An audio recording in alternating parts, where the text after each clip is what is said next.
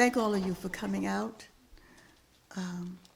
You lovers of writers and architects and composers and playwrights and just some great human beings, people who have decided to write and build buildings,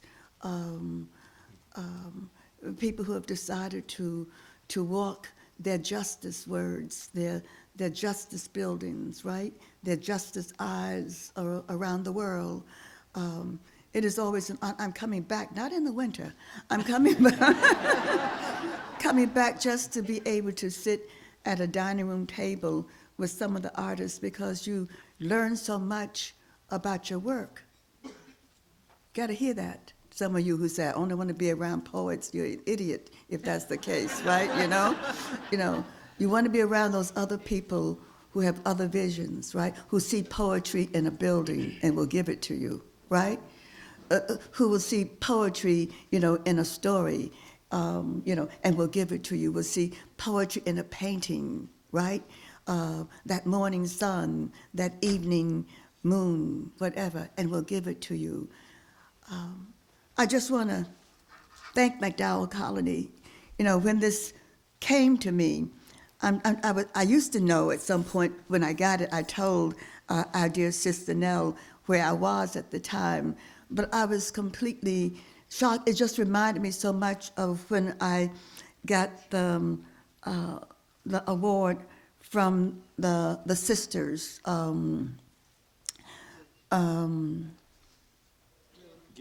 Gish, when they called me, and I hung up the phone, I thanked them, and right over my desk was this photo with Chinua and myself.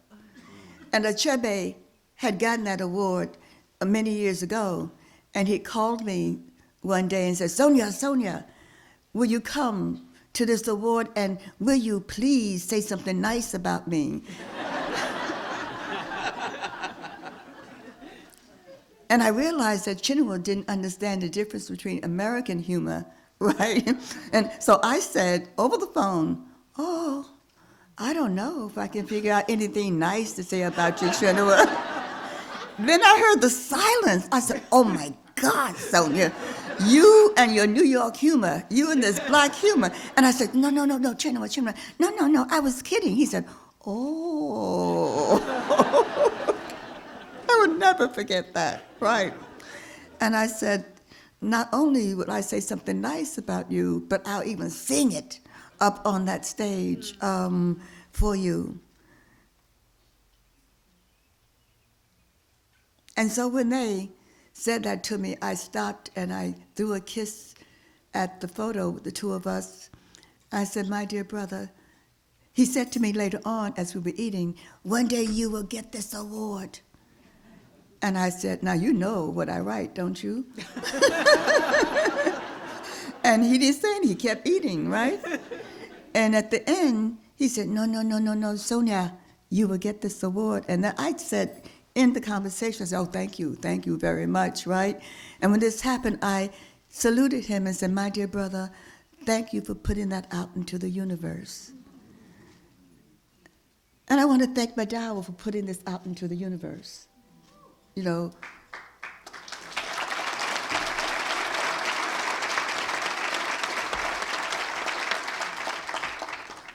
That it is possible, is it not, for us all to listen to many different voices, It is possible for us all, even though we don't always agree with everything, just to hear the beauty, or the concern, about this is my country too. Concern, my people struggled here for me to get an education at a place called Hunter College for free, whatever.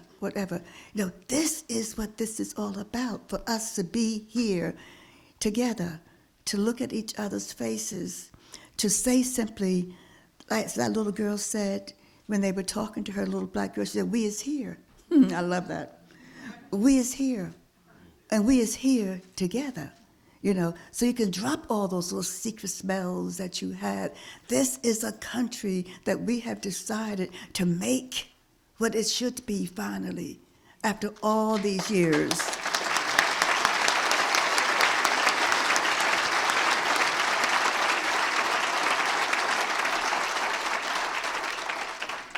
This is the country to stand up to those people. When you really read them, you realize that the only person they love is themselves, not the country. Not the people, not the history, but themselves. And it's time for us to look at each other and say, I don't want to marry you necessarily, I don't even want to live next door to you necessarily, whatever. But I do want you there, when that trumpet is sounded, that we've got to gather together and come together to save democracy in a place called America.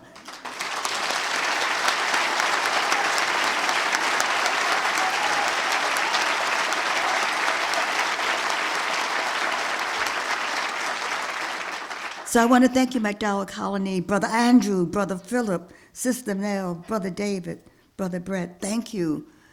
And I remember when I called Brother Brett and said, this vertigo is kicking me, whatever. Brother Brett was wise. He said, Well,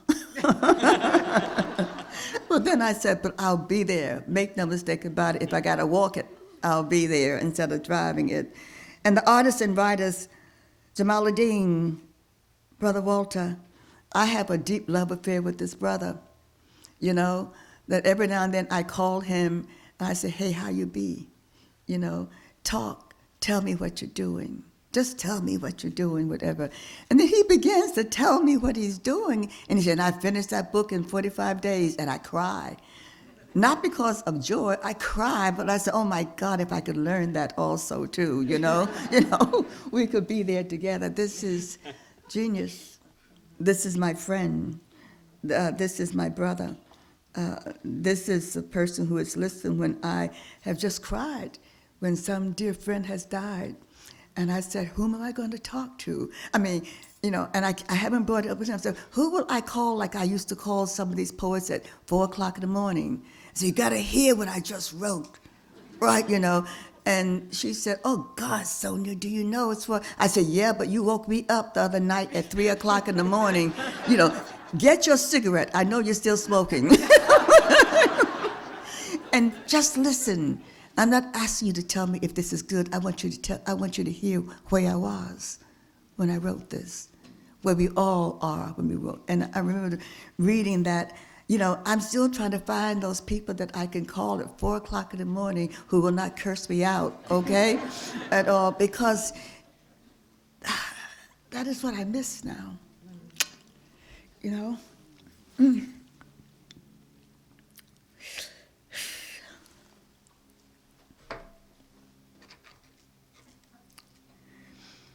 And some of the friends, Sister Maxine Roach and her family, Sister Brenda Green, Maleka, they had the most beautiful picture of you in the New York Times. I said, go on, girl. Brother Sharif, Brother Casahoon, and the people who came from the school where they did that little booklet. Are they here? Is the sister here? Right. Over there. When I finish, I want, our dear student to read her haiku.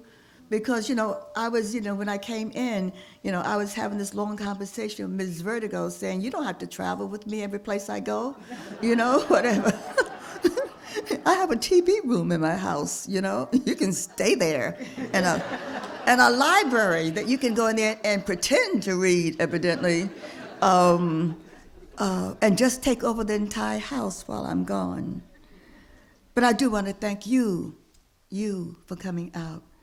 You for breathing and not stopping people from breathing, not holding people by the necks in America, right? Not holding people in the classroom saying, that's not real poetry. You can't write about political things, right? It's not poetic. No, not those kinds of teachers, but those teachers who will say, write of that future, write of that past, write of those people, who came across that Atlantic, not the Caribbean, but the Atlantic. And their bones, the ones who jumped out for freedom, are still at the bottom of that ocean. Right, so when I come in and say to you, how you doing, my dear brother, my dear sister? When I walked in some years ago to my classroom And I taught for 45 years, people. And I came.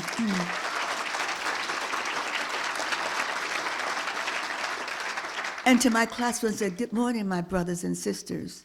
My little brilliant student, who's a really brilliant woman, raised her hand and said, you do realize that there are other people in here too.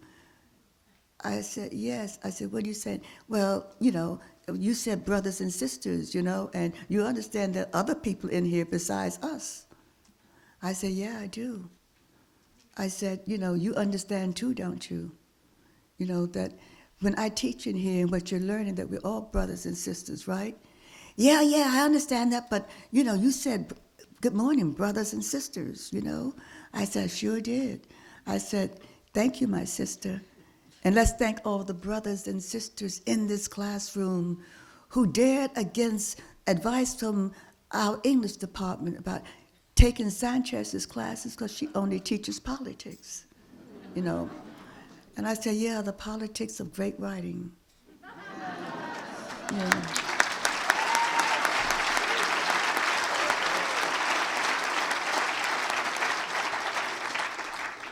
The politics that when I was at a place called San Francisco State, and we had all gone out, and I realized when they were cracking down on all the organizations, I remember saying to my dad, I need to go where you keep trying to send me into the classroom. I need to teach.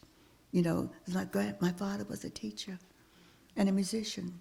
I said, because that will last. We would turn out troops,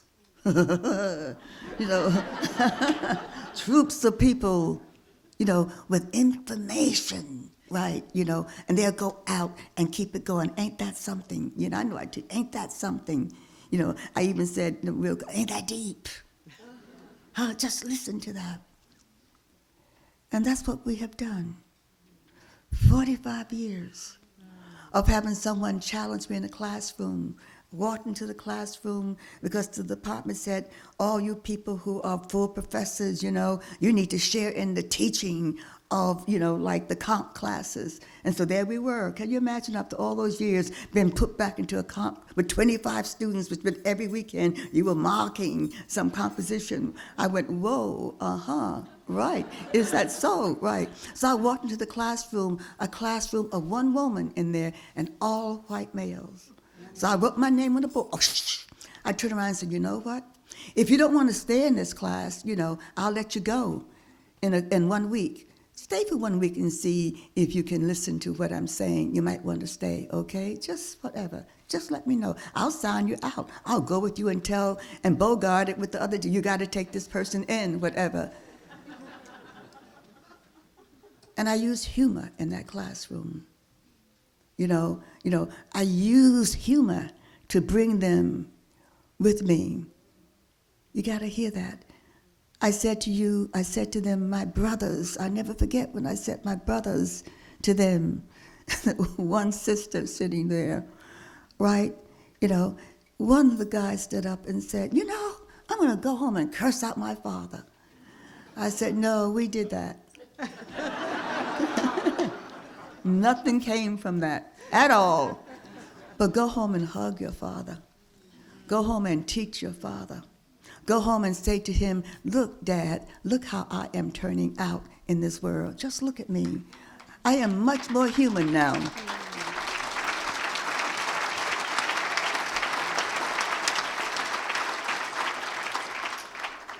And when they did exceptional work, I used to take them into the teacher's lounge and give them free lunch, whatever. And the guy who cooked said, I might have known I would have extra people today. I said, yeah, I have brilliant students in my class, that's why. But I had students who learned also how not to curse their parents the way we did, because they thought their parents were backwards. They thought their parents were prejudiced. They thought their parents were this and that. I said, yeah, they might be, but you're a teacher. We are teaching you. We are teaching you how to go out into the world. You're not Jesus, so don't go that far, okay? Whatever. But we are teaching you as students to go out. So what you learn in here, you go out and you spill out among the people with you, around you. And you'll go into these classrooms, because I demanded that some of them become teachers. You want to be a lawyer? Okay, be a lawyer, but dear, teach law. Teach the right law. Teach the law that they don't teach. Huh?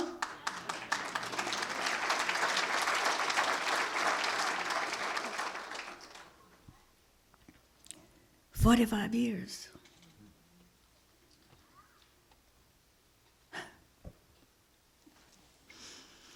And I get those calls from my students. "I saw you on television."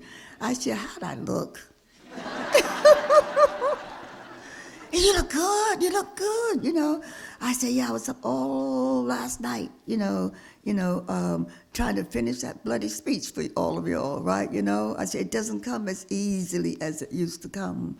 I said, "I have a resident now in my head called Vertigo, Ms. Vertigo. She's not nice, whatever." I said, "But thank you for calling me." He said, "No," I screamed to my husband, "That's my teacher, that Miss Sanchez. Listen to her, listen to her. Shut up, keep quiet, listen to her." And I listened to them. And as you go and you walk in the streets of America, you got to listen to them. We've got to listen to each other. We've got to listen to the children. We've got to teach these children. We've got to teach our grandfathers, right? We got to teach them that we don't have to be fearful at all. That this is our country. That we don't have to live underneath each other. I want my own little community, whatever. But I want you there when we gotta march. I want you there when we gotta write letters. I want you there when we gotta vote. I want you there when we walk each day in the park and stop and talk to the trees and say, "I'm not going to let them cut you down." We need you. We need you for breathing. We need you for your beauty. We need you. We need you so children will come and hug these trees. And when I finished walking my 3 miles on the track, I would go with my trainer and hug the tree and talk to the tree and say, "Thank you for just putting up with these humans, with me, because we don't know any better. We're not trees, but if we were trees, we would understand more about this land, about this earth, about our hearts that we continue to keep closed. Why do you want to close up your hearts? Who has told you something about me, about someone black, someone Latino, someone Chinese, someone Japanese, Who has told you this? Stand up and say, "Where do you get that from? That's crap."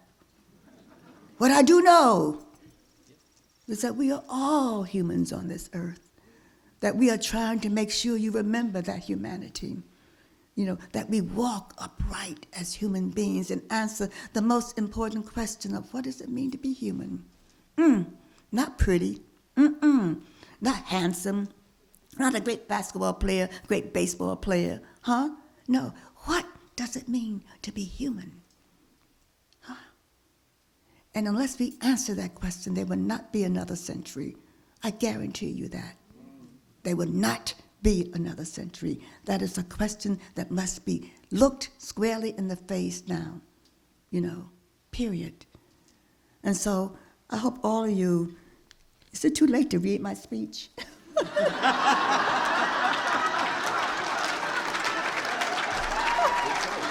don't forget Jamaaladeen wants to do a poem with you. I want you to know that this is what I said at Amherst when they gave me an honorary degree. This is it. And I said, well, I might as well share it with the audience, whatever. But that is what the spirit is about. The spirit in this room that made me go someplace else, away from a prepared speech. The spirit of my brothers and my sisters in here,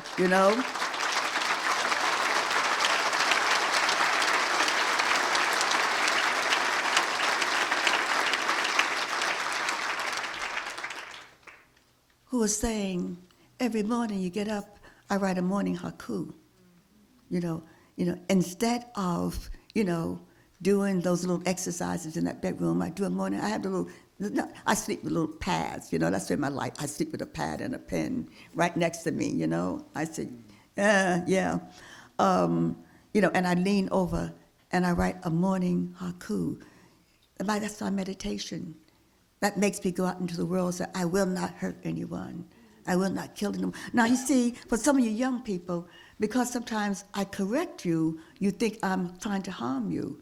But I'm correcting what you're saying because it's not correct, whatever, right, and people say, well, why is she saying that to me, and I get in the business, I am saying that to you because it's not correct. It's wrong information, right, It's a different generation.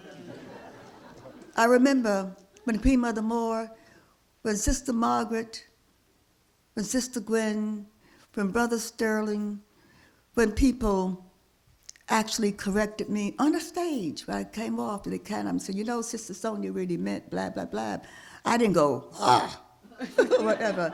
I walked up and hugged and said, I thank you for giving me that information. I would not want to continue that, what I said, misinformation, because we have enough misinformation in the world today.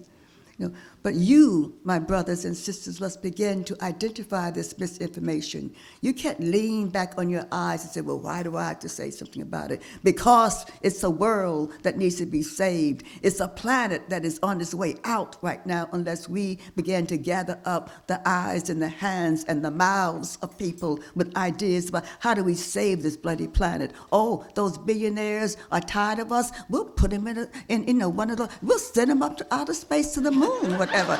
Go there. Leave us. They can take all their little money up there and maybe start a bank up there, whatever. Yeah. At least not wars for at least 30 years, okay? Whatever. And let us, come on, the rest of us who have learned how to listen to each other, who have learned how to extend our eyes and our hearts to each other and our legs and our wounds to each other, can say at some point, let us begin to take care of this planet. Let us begin to make sure people have proper housing. Let us begin to honor human beings again on this earth, period. Let us know that a dark color, a dark complexion, a fair complexion is not more superior than someone else. When some person says something that is incorrect, correct them gently. Don't curse them out. As that brother in that class of all men, and when a woman said he went home, he was going to curse his father out. I said, don't do that. We did that. We did that, and it did not work. What we did, we learned how to walk up to that person and hug that person and said, hey, why don't we have lunch together? Huh? I'm not a drinker. I said, but I'll have a half a glass of wine. What will happen is that I'll dance on the table afterwards. Right? But don't get upset about that at all, whatever. That's what I do when a little wine gets in my body. But at some point on this earth, get up in the morning, if you don't write a morning haiku, have a morning haiku experience. Say, I will not curse anyone today. I will not kill anyone today. I will not harm. I will not be envious of anyone today. Because if you stop being envious of people, you will see your own beauty. You will see your genius if you don't stop talking about people. You can't talk about the genius of people and then expect to be a genius too. You'll never make it. Believe me, you'll never make it. But walk in the beauty and the light that is woman, that is man. Walk in the beauty of our children. Walk in the beauty of this earth. Let's not lose this earth because it's destined to die about maybe a million years later, but we won't be here. But at least while we were here, we can say we supported it. We loved it. We loved the trees. We loved the flowers. We loved even the sidewalks. One night I was coming home from some experience, and some guy didn't want to, I would live a ways from people, and he said, Miss Sanchez, is it all right if I drop you off here? And I said, yeah, And I had to walk down some kind of dark streets, right? With my little briefcase, right? And my purse, and this young guy was coming towards me. And I stepped right in front of him, and he jumped. I said, my dear young brother, thank you. You rescued me because I didn't know how I was going to get home 2 blocks from here by myself. Will you help me get home? And I grabbed his arm.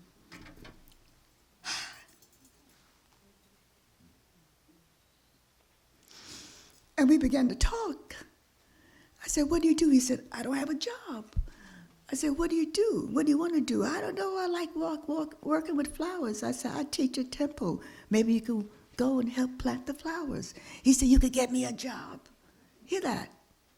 I said, I can try. I can go down and intimidate them. I do that.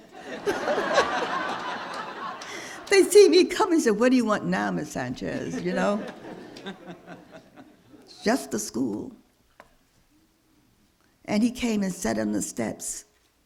And I said, let me go inside and get some information, blah, blah, blah.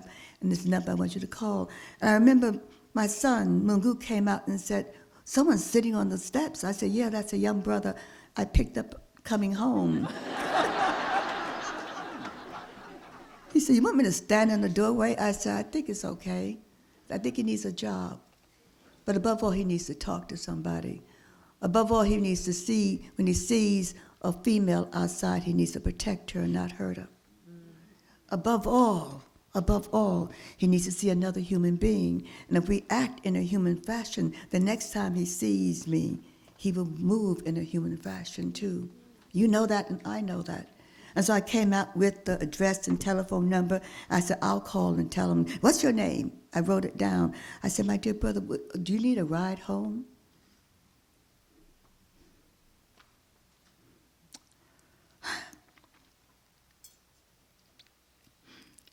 So many of our children need rides home. So many of our children are accused of doing things that at the age between 12 and 21 is not right up there yet. You know, they're not really adults yet. You got to realize that. So they make mistakes, whatever. And we must be here to correct those mistakes, to keep them from happening. He got that job. I mean, it was a job working, planting flowers and stuff, and he enjoyed it so very much. But I'm talking about more than one person roaming the streets at night. I'm talking about each one of us who are in positions of power to help our children along the way. You know, and even the ones who come in an argumentative fashion, whatever, I leaned back and said, you know, motherfucker. And they shake. They said, what did you say? I said, MF, get out my face, sit down, shut up. Let's talk some real business. I wasn't being rude. You know, I was saying, you can't jive me like that. I grew up in Harlem, people. Whatever, you know, let's really get down to some business, and we don't have to use another curse word at all, right? But let us talk about what you really do want, what you really do need, what I need from you also, too. That's real. That's not make-believe stuff here, okay? That's real business. That is what we have to do at some point, to grab these children and say, we love you. We will not give you up, you know, at all, you know, to this country to be misused and thrown away, right? You know, and killed. And I want to end with that little, I think I put something like that at the end. So come, singing eyes, singing hands. Did you want this? I'll just do this, right? Alarming the death singers that we have come to celebrate life. Life, as we walk barefoot across our souls, always with a prayer on our tongues. The day is walking towards us, and I say, give us the spirit, my sisters and brothers, to put on our eyes, and forever let us be in the eyelash of your memory, where there is always the precision of young men and women soar themselves into the sleeves of change and love and activism and love, and it'll get better. It'll get better. eBay, eBay, eBay, eBay, it'll get better, it'll get better, it'll get better for you and me and me and you. So the next time when you walk in the streets, getting off a plane, I've had people just look at me and say, you made a mistake, didn't you? I said, no, I didn't, my brother. Just say, how you doing today, my brother? How you doing today, my sister? When the sister and brother rolls out on your tongue, you will really see that person looking at you. We're all brothers and sisters. I'm not being a romantic here. I'm being very logical about this one. We are not suckers. We are brothers and sisters. Let us walk upright as brothers and sisters and save this earth for our children and their children as long as this planet is going to last, period. I do love you, and thank you for coming.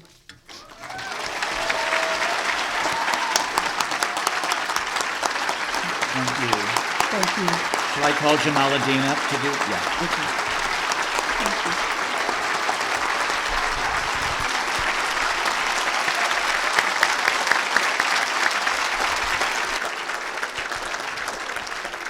As a very special treat, one of our fellows, Jamaaladeen Tacuma, who has performed with Sonia Sanchez, is a musician, producer, performer, arranger, innovator, and bassist, is here.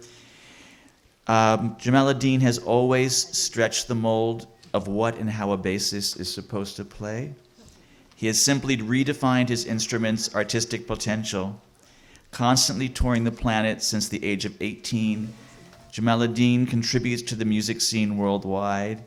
His historical recording for The Love of Ornette, 2012, which featured his mentor Ornette Coleman, was released on his own music production label, Jam All Productions, with several recording projects featuring legendary members of the music community. Please welcome Sonia and Jamaaladeen.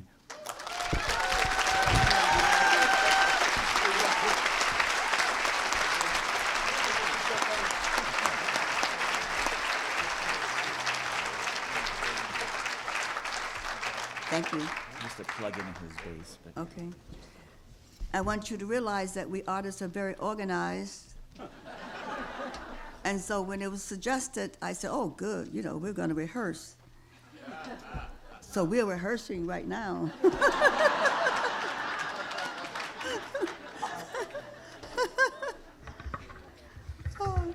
But this is a brilliant brother who plays brilliantly. And this morning when we were having breakfast, he said that he had gotten a Max Roach piece when he was drumming, and he wanted to play it, and then I was going to kind of read underneath there, however, and he was going to play. Is that right? Am I right? Gotcha.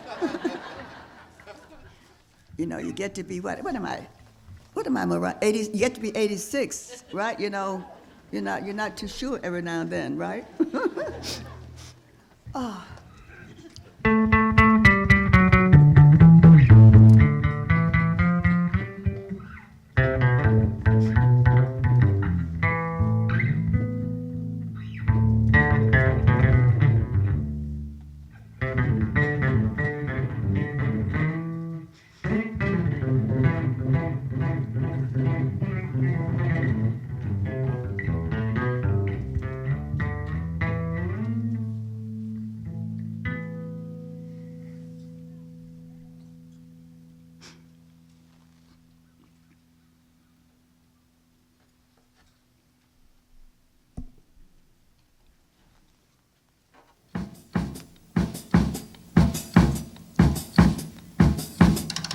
Haiku for Max Roach.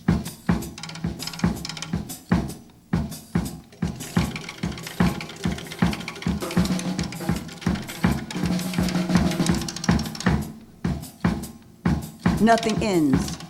Every blade of grass remembering your sound. Your sounds exploding in the universe return to earth in prayer. As you drum, your hands kept reaching for God of the morning sky, so lovely, imitates your laughter. You came, warrior clear, your music kissing our spines. Feet, feet, feet, feet, feet, feet tapping, singing, impeach our blood.